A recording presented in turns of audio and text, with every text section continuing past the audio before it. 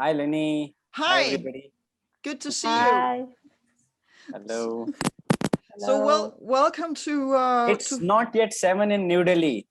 It's not yet 7. You told No, me it's that 3 o'clock 6:40. here. 6:50. What? 6:40, 6:40. I asked you about the half-hour difference. But anyway, welcome to all 4 time zones. This is the 21st century. Welcome to the Zoom world. Yeah. It's really cool to have Hi, you Ines here. Paul. Hello, nice to meet you. Hello, Same Imran. How here, are same you? here, same here.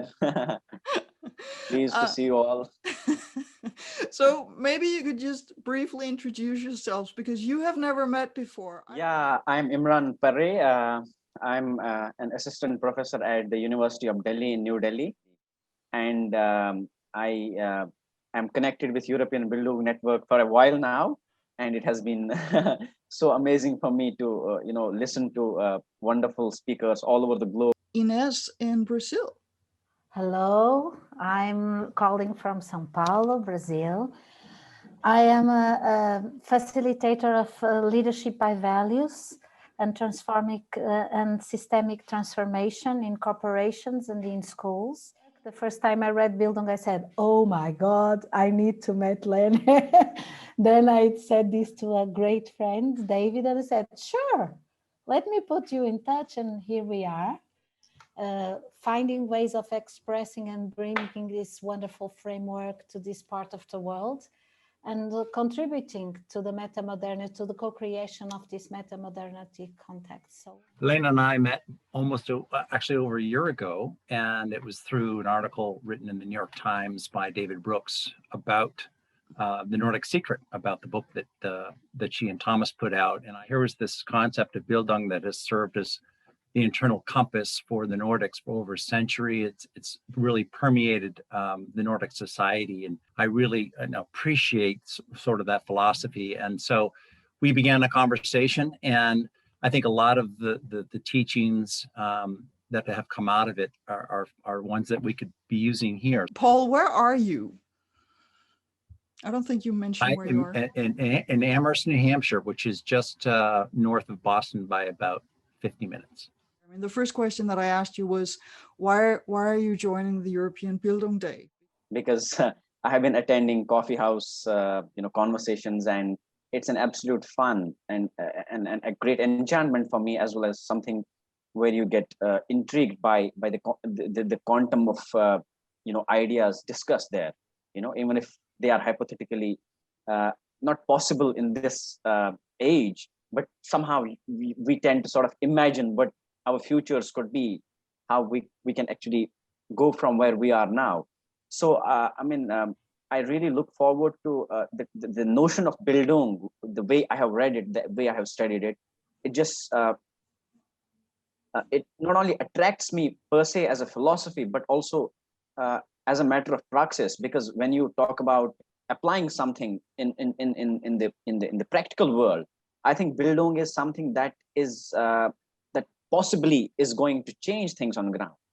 Paul, I mean, you've actually been to the European Bildung Day. Yes, yeah, I loved it the first time because I think it just provides so many different perspectives, and it's really an opportunity to kind of expand your learning and gain different perspectives. I mean, I think you'll find that the folks that will be speaking are going to come from all different backgrounds. And the other part too, I feel, having been the second time around, it's an opportunity to reevaluate Bildung, because I think Bildung is evolving. If you look back on Bildung's origins, it came out of a educational reform for a part of Nordic society, predominantly agrarian.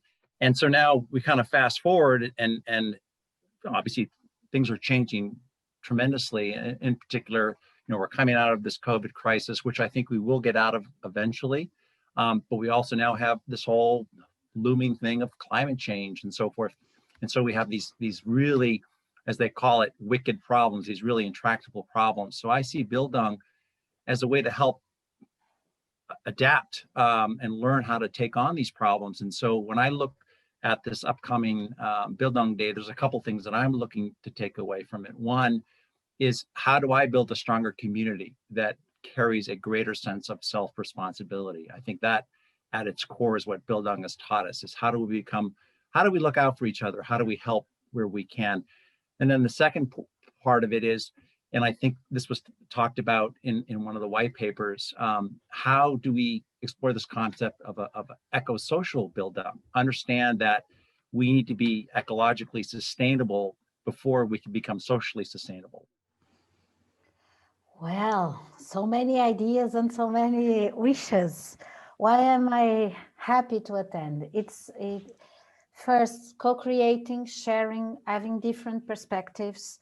And as Paul said, and Imran, I feel that even not being last year, but from what I read and talked, there's an evolution on Bildung, and now to bring this to reality and living by Bildung is something that calls me and the group we are co-creating here in Latin America. And the opportunity to see more than ideas, what kinds of actions are evolving, and what are the impacts people are making all around the world, and what kind of impacts could be available and suitable for the moment we have. When I think about Build, and one of the things we have talked in our group, sorry, is like an achievable utopia.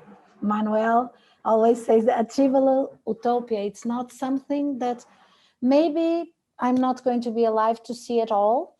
Maybe I'm not here, but being part of this, co-creating this, contributing to turn it real, wow, it's amazing. And one thing about the climate change that is very present for us, it's how much more than looking to nature, realizing and the acceptance that we are nature. And I believe that COVID brought us this very strongly to all of us globally.